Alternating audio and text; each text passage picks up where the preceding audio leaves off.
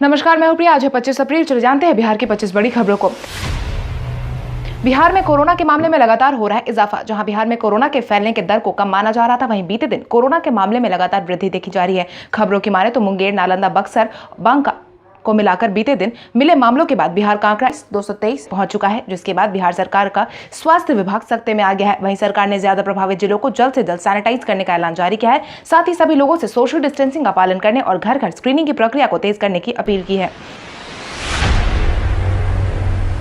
DGP Gupteshwar Pandey ने रमजान में घरों में ही नमाज पढ़ने की सलाह दी। डीजीपी गुप्तेश्वर पांडे ने रमजान के महीने में सभी मुस्लिम भाई बहनों से घरों में ही नमाज पढ़ने की सलाह दी है, क्योंकि लगातार बिहार में कोरोना के मामले में इजाफा देखा जा रहा है। ऐसे में लोगों से एक जगह पर इकट्ठा होने उनकी सेहत के लिए गलत बताया गया है। इतना ही नहीं, इन्हीं सब बातों को ध्यान में रखते हुए मस्जिदों में सामूहिक नमाज पर भी रोक लगा दी गई है। वहीं सभी लोगों से घरों में रहने की अपील की गई है। इसके साथ ही डीजीपी गुप्तेश्वर पांडे ने यह भी कहा है कि रमजान में धर्म का पालन करने की जरूरत है। साथ ही अल्लाह से संपूर्ण मानवता की रक्षा की दुआ करने की भी अपील की गई है।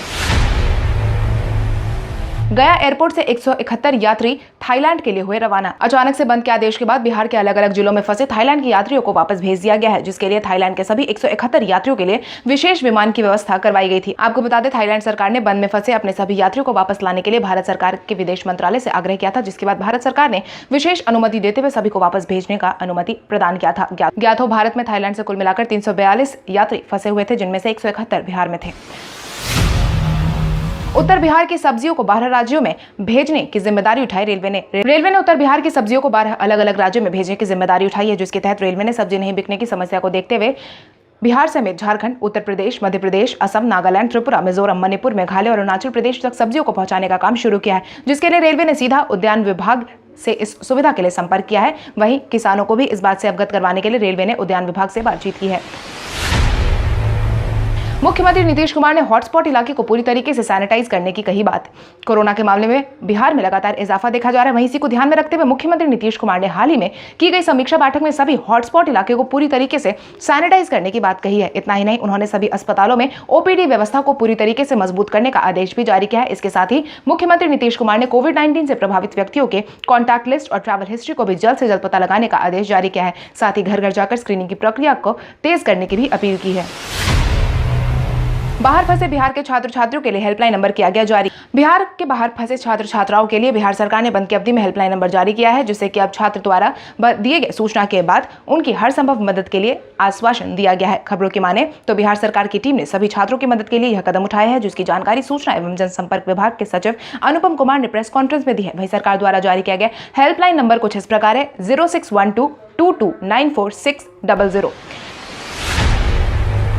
सरकार ने बालू खरीद बिक्री को दी मंजूरी। सभी बालू विक्रेताओं के लिए खुशखबरी। बिहार सरकार ने बालू खरीद बिक्री को मंजूरी दे दी है, जिसके तहत 20 अप्रैल के बाद से पुल और सड़क निर्माण में मिली मंजूरी के बाद अब बालू की खरीद बिक्री को हरी झंडी दे दी गई है। ज्ञात हो, निर्माण कार्य में बालू की कमी से रुकावट आने लगा था। इसी को ध्यान में रखते हुए सरकार ने मंजूरी दे दी है। खबरों की माने तो बिहार सरकार ने राज्य में नेशनल और स्टेट हाईवे की सड़कों के निर्माण, पुल पुलिया के निर्माण कार्यों की स्वीकृति दी है। वहीं बिहार सरकार ने खान एवं भूतत्व विभाग ने बालू की बिक्री का आदेश जारी किया है। मुख्यमंत्री नीतीश कुमार ने नियोजित शिक्षकों के मामले में वीडियो कॉन्फ्रेंसिंग के जरिए करेंगे हालात की समीक्षा। मुख्यमंत्री नीतीश कुमार नियोजित शिक्षकों की जारी मांग को देखते हुए अब वीडियो कॉन्फ्रेंसिंग के जरिए हालात की समीक्षा करेंगे, जिसके बाद बीते दिन मुख्यमंत्री नीतीश कुमार ने पहली बार खुद से इस मुद्दे पर समीक्षा की है। बीते दिन में बैठक और समीक्षा से नियोजित शिक्षकों को सरकार कोई फैसला सुना सकती है। आपकी जानकारी के लिए आपको बता दें, बीते कई महीनों से सभी नियोजित शिक्षक समान काम समान वेतन की मांग को लेकर लगातार सड़कों पर बने हुए थे। हालांकि बंद के ऐलान के बाद सड़कों पर से तो उठ गए, मगर अपनी मांग पर अड़िग रहे। बिहार के सभी 38 जिलों में होगी डोर टू डोर स्क्रीनिंग। मुख्यमंत्री नीतीश कुमार ने बिहार के सभी 38 जिलों में डोर टू डोर स्क्रीनिंग करवाने का आदेश जारी किया है, जिसकी पहल जल्दी शुरू कर दी जाएगी। आपकी जानकारी के लिए आपको बता दें, बिहार में लगातार कोरोना के मामले में वृद्धि देखी जा रही है और यही कारण है कि मुख्यमंत्री नीतीश कुमार ने घर घर जाकर स्क्रीनिंग की प्रक्रिया को बढ़ाए जाने की अपील की है। इतना ही नहीं, मुख्यमंत्री नीतीश कुमार ने सभी आम नागरिकों से सोशल डिस्टेंसिंग का पालन करने की अपील की है। डीजीपी के रिश्तेदार से चालान लेने वाले थानेदार और सब इंस्पेक्टर को मिलेगा रिवॉर्ड। बीते दिन एक युवक बिना किसी पास के सड़कों पर खुलेआम घूम रहा था। जब पुलिसकर्मियों ने उससे पकड़ा तो उसी वक्त उसने डीजीपी गुप्तेश्वर पांडे का नाम लेना शुरू कर दिया। इतना ही नहीं, उसने खुद को डीजीपी गुप्तेश्वर पांडे का रिश्तेदार भी बताया। लेकिन पुलिस की टीम ने सख्त से सख्त कदम उठाते हुए बेवजह सड़क पर निकलने और नियम का उल्लंघन करने के लिए उससे राशि ली, जिसके बाद डीजीपी गुप्तेश्वर पांडे ने खुद उन पुलिसकर्मियों की तारीफ की है, साथ ही उनका हौसला बढ़ाया है। इतना ही नहीं, डीजीपी गुप्तेश्वर पांडे ने इन दोनों को 5-5 हजार का रिवॉर्ड देने की बात भी कही है। बिहार में युवाओं पर हावी हो रहा है कोरोना। जहां एक तरफ कोरोना के बारे में यह कहा जा रहा था कि इससे युवा के प्रभावित होने के मामले बहुत कम हैं, वहीं इसके उलट बिहार में देखने को मिल रहा है। स्वास्थ्य विभाग की माने तो बिहार में अधिक पॉजिटिव मरीज की उम्र 40 साल से कम है। इतना ही नहीं, स्वास्थ्य विभाग के लास्ट अपडेट के अनुसार कोरोना प्रभावित व्यक्तियों में सबसे ज्यादा युवाओं की सूची देखने को मिल रही है। वहीं बिहार में बीते कुछ दिनों में लगातार कोरोना के मामले में इजाफा देखा गया है। इसके बाद सरकार सख्ते में आ गई है। पीपीई किट बनाने में दानापुर रेल मंडल देश में दूसरे स्थान पर। कोरोना के बढ़ते मामले को देखते हुए सरकार ने ज्यादा से ज्यादा पीपीई किट बनाने की मुहिम को तेज करने की अपील की थी। इसी को ध्यान में रखते हुए दानापुर रेल मंडल देश में दूसरे स्थान पर पीपीई किट बनाने की मुहिम में पहुंच चुका है। वहीं भारत में लगातार कोविड-19 के मामले में बढ़ोतरी हो रही है। ऐसे में दानापुर रेल मंडल का योगदान बेहद ही सराहनीय है। खबरों की माने तो अब तक दानापुर मंडल ने 2250 किट्स बना लिए हैं। वहीं 30,000 किट बनाने का लक्ष्य रखा गया है। भाजपा ने प्रशांत किशोर का लॉन्च किया कार्टून। बीते दिन प्रशांत किशोर के पश्चिम बंगाल जाने के बाद राजनीति जोर शोर से शुरू हो गई है, जिसके बाद भाजपा लगातार प्रशांत किशोर के बंद के दौरान भी पश्चिम बंगाल के दौरे पर सवाल उठा रहा है। इसी क्रम में भाजपा ने प्रशांत किशोर का एक कार्टून लॉन्च किया है, जिसको लॉन्च करने के साथ ही भाजपा ने यह सवाल भी किया है कि कार्गो फ्लाइट से इस तरीके से चुपचाप दिल्ली से कोलकाता कैसे गए। प्रशांत किशोर जी क्यों भूल जाते हैं कि आप अब चिटफंड या शेयर कंपनी के कर्मचारी नहीं बल्कि राजनीति में है, जहां सार्वजनिक जीवन में पारदर्शिता की कद्र होती है। इतना ही नहीं, भाजपा प्रवक्ता ने प्रशांत किशोर से यह भी पूछा कि प्रशांत किशोर बताएं कि उन्होंने बंद का उल्लंघन क्यों किया। कोरोना टेस्ट के लिए पहुंचे डॉक्टरों के साथ फूल से होने लगा है स्वागत। जहां कल तक डॉक्टर के आने पर कई लोगों ने डॉक्टरों के साथ अप्रिय बर्ताव किया था, वहीं अब बिहार के सुपौल जिले में डॉक्टर के पहुंचते उनका स्वागत फूलों से किया जा रहा है। खबरों की माने तो बिहार के सुपौल में बीते दिन डॉक्टर की टीम कोरोना की जांच के लिए पहुंची थी, जहां पर डॉक्टरों के समूह में डॉक्टर ममता, डॉक्टर ठाकुर के साथ साथ पूरी मेडिकल टीम लोगों की जांच के लिए पहुंची थी। जहां पर लोगों ने जांच करवाने से पहले जिस तरीके से भगवान की पूजा अर्चना की जाती है, वैसे उनकी पूजा अर्चना की, उसके बाद जांच करवाया। रामकृपाल ने मुख्यमंत्री नीतीश कुमार का किया बचाव। जहां एक तरफ नेता प्रतिपक्ष तेजस्वी यादव समेत कई विपक्षी दल बिहार सरकार पर लगातार कोटा से छात्रों को वापस नहीं बुलाए जाने पर तंज कस रहे, वहीं अब भाजपा सांसद रामकृपाल यादव ने सरकार का बचाव करते हुए यह कहा है कि अगर छात्रों को वापस लाया गया तो बंद के नियमों का उल्लंघन होगा। इसके साथ ही उन्होंने यह भी कहा कि सिर्फ कोटा में ही बिहार के छात्र नहीं फंसे हुए हैं, भारत के अलग अलग राज्यों में बिहार के कई छात्र फंसे हुए हैं। अगर कोटा के छात्रों को बुलाया गया तो फिर विभिन्न राज्यों के छात्र भी वही मांग करेंगे। ऐसे में बंद के नियमों का पालन करना असंभव हो जाएगा। बंद की अवधि समाप्त होने के बाद इस मुद्दे पर आगे की चर्चा होगी। बंद में आज से रमजान की होगी शुरुआत। बंद के बीच आज से रमजान की शुरुआत होगी। इस बार 14 घंटे 26 मिनट का पहला रोजा होगा। वहीं इस बार रमजान के सभी लोगों से घरों में नमाज पढ़ने और रोजा खोलने की अपील की गई है। वहीं बिहार में मुख्यमंत्री नीतीश कुमार ने रमजान के पवित्र महीने की शुरुआत को लेकर राज्यवासियों को मुबारकबाद दी है। इसके साथ ही उन्होंने प्रत्येक व्यक्ति को सचेत रहने की भी सलाह दी है, जिसके तहत उन्होंने और मुस्लिम धर्म गुरुओं ने भी मुसलमानों से अपील करते हुए कोरोना की वजह से एहतियात बरतने और घर से ही नमाज और रोजा करने की अपील की है।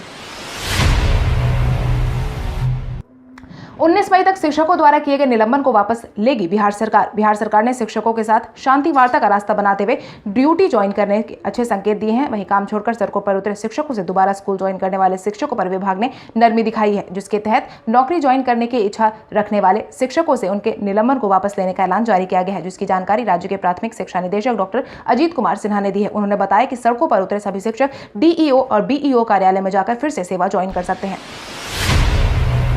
बीते एक महीने में लगभग 9 करोड़ वसूला गया। बीते एक महीने में बंद के नियमों का पालन नहीं करने वालों की लंबी कतार देखने को मिली है, जिसके तहत नियम तोड़ने वालों से लगभग 9 करोड़ रुपए वसूला गया है। हालांकि प्रशासन के बार बार समझाने के बावजूद आम जनता समझने को तैयार नहीं है और यही कारण है कि पुलिस को बार बार सख्ती से पेश आना पड़ रहा है। बिहार पुलिस की तरफ से मिले आंकड़ों के अनुसार 24 मार्च से लेकर 24 अप्रैल तक नियमों का पालन नहीं करने वाले 1487 मामले सामने आए हैं। वहीं 1354 लोगों को बंद भी किया गया है। इसके साथ ही 40,427 गाड़ियों को लॉकडाउन का पालन नहीं करने के लिए लिया गया है। STET परीक्षा का रिजल्ट जल्द ही किया जाएगा जारी। STET परीक्षा में शामिल हुए सभी अभ्यर्थियों के लिए अहम सूचना। प्राथमिक शिक्षा निदेशक रंजीत कुमार सिन्हा के अनुसार STET के साथ TET पास अभ्यर्थियों की नियुक्ति भी बंद खत्म होने के साथ ही कर दी जाएगी। इसके लिए STET का रिजल्ट जल्द ही जारी कर दिया जाएगा। खबरों की माने तो शिक्षा विभाग द्वारा बीते दिन की गई बैठक में इस बात का निर्णय लिया गया है, जिसके बाद राज्य में 34,000 उच्च माध्यमिक शिक्षकों की नियुक्ति करने का फैसला भी लिया गया। वहीं NCTE से सभी शिक्षकों की बहाली के लिए गाइडलाइन की मांग की गई है। तेजस्वी यादव के शायराना ट्वीट पर जदयू ने दिया जवाब। नेता प्रतिपक्ष तेजस्वी यादव ने कुछ दिनों पहले ही जदयू पर शायराना अंदाज में तंज कसते हुए ट्वीट किया था, जिसमें उन्होंने लिखा था, जो मुश्किल में घर से दूर है वह बिहार का मजदूर है, वीआईपी पास हटाओ, मजदूरों को वापस लाओ। जिसके बाद जदयू नेता निखिल मंडल ने ट्वीट करते हुए लिखा, जो मुश्किल में बिहार से दूर है, ऐसे समय करता मस्ती का टूर है, कुछ अपना भी फर्ज निभाओ, चार्टर्ड प्लेन में जन्मदिन मनाए थे, अरे भाई कम से कम उसी से तो वापस आ जाओ। पीडीएस से अनाज लेने वालों को कुछ नियमों का करना होगा पालन। पीडीएस दुकानों से अनाज लेने वालों को सरकार द्वारा जारी किए गए दिशा निर्देश का पालन करना जरूरी हो गया है। इसके तहत बिहार में किसी भी राशन कार्ड धारी को अगर पीडीएस से अनाज लेना है तो पीओएस मशीन में अंगूठा लगाना अनिवार्य कर दिया गया है। हालांकि बंद के आदेश के बाद खाद्य एवं उपभोक्ता संरक्षण विभाग ने पीओएस मशीन से अंगूठा लगाने से छूट दे दी थी, लेकिन सरकार के पास कम अनाज वितरण और दूसरी जगह से कई समस्याओं के आने के बाद सरकार ने अपने फैसले को वापस लेते हुए मशीन में अंगूठा लगाना अनिवार्य कर दिया है।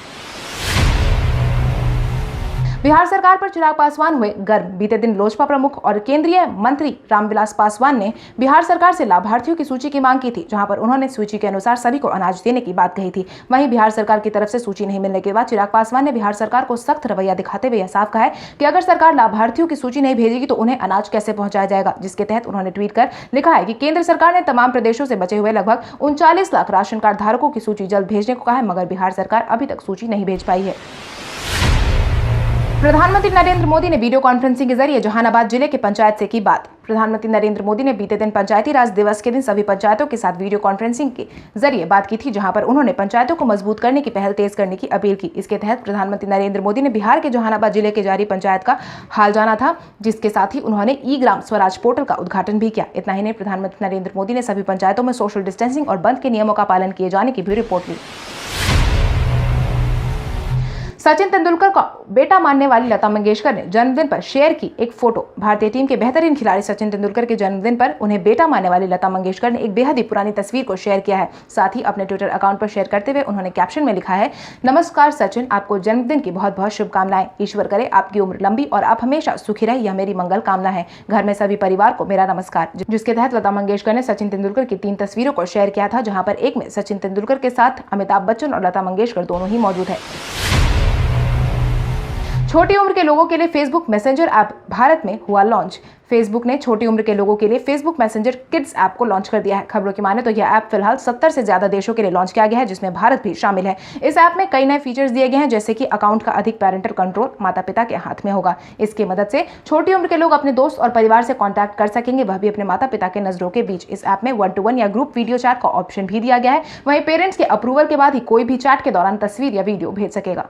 कल हमारे द्वारा पूछे गए सवाल का जवाब आप में से बहुत सारे यूजर ने हमें कमेंट करके दिया था, उसके लिए आपका बहुत बहुत धन्यवाद। आप में से जिन यूजर का कमेंट हमें अच्छा लगा है उनके नाम है रंजीत कुमार गुप्ता, नीतीश कुमार, सुधीर कुमार, राम विजय कुमार, अर्जुन कुमार, रमेश यादव, अमरेंद्र ठाकुर, रंजीत कुमार, अवधेश कुमार, दीपक कुमार। इसके अलावा हमारी टीम को और भी लोगों के जवाब अच्छे लगे, मगर समय के अभाव के कारण हम उनका नाम नहीं ले पाए। लेकिन आप हमारे सवालों का जवाब देते रहे, हम कल आपका नाम लेने की पूरी कोशिश करेंगे। तो चलिए बढ़ते हैं आज के सवाल की ओर। आज का सवाल कुछ इस प्रकार है, आपके अनुसार बिहार सरकार द्वारा सभी जिलों में डोर टू डोर स्क्रीनिंग करवाना कोरोना से विजय पाने में कितना सहायक साबित होगा? अपने जवाब हमें कमेंट करके जरूर बताएं। इसके साथ ही आज के लिए बस इतना ही। अगर आप ये वीडियो हमारा YouTube पर देख रहे हैं तो हमारे चैनल को सब्सक्राइब जरूर करें, और अगर आप ये वीडियो हमारा Facebook पर देख रहे हैं तो इस वीडियो को लाइक करें और ज्यादा से ज्यादा शेयर करें। धन्यवाद।